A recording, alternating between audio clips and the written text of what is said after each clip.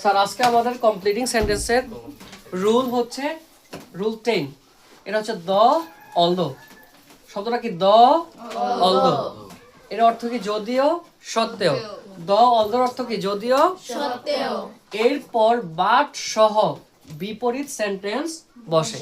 কি বাট সহ বিপরীত সেন্টেন্স বসে। উত্তর লেখার সময় আমাদের বাট লিখতে হবে।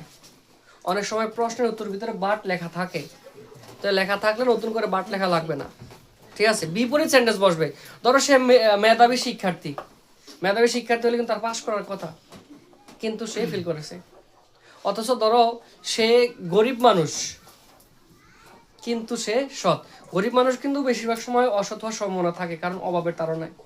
গরিব হওয়া সত্ত্বেও সৎ। উদাহরণটা দিছি এখানে, সাব্বির সামনের দিকে তাকাই।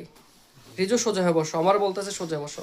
লেখছি the Fahim is handsome boy. যদিও ফাহিম সুদর্শন ছেলে, যদিও ফাহিম খুবই সুদর্শন হ্যান্ডসাম ছেলে, কিন্তু বলো কিন্তু কি? হ্যাঁ, কিন্তু ফাহিমের কি নাই?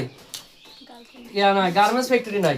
তো উত্তর লেখার সময় স্যার আমাদের বার্ড দিয়ে শুরু করতে হবে। কি দিয়ে? বার্ড দিয়ে। The Fahim is handsome boy, যদিও ফাহিম সুদর্শন ছেলে, বাট কিন্তু তার গার্মেন্টস ফ্যাক্টরি নাই। তাহলে হি হ্যাভ নো জিএফ। বুঝতে পারছি? কথা বলে না। তারপরের প্রশ্ন, although Maria is beautiful girl, যদিও মারিয়া খুবই সুন্দর একটি মেয়ে, ড্যাশ, যদিও সুন্দরী মেয়ে কিন্তু ড্যাশ,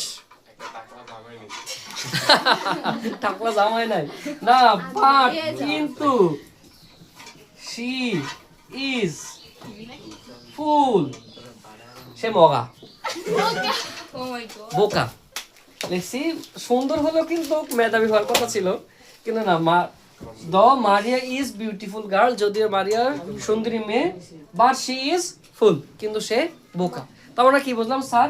এই যে আমাদের দ্য অলদো যে সেন্টেন্সে থাকবে, বিপরীত সেন্টেন্স বসবে ওই পাশে। কি বসবে স্যার? বিপরীত সেন্টেন্স বসবে। আমরা উদাহরণগুলো তুলে ফেলি স্যার।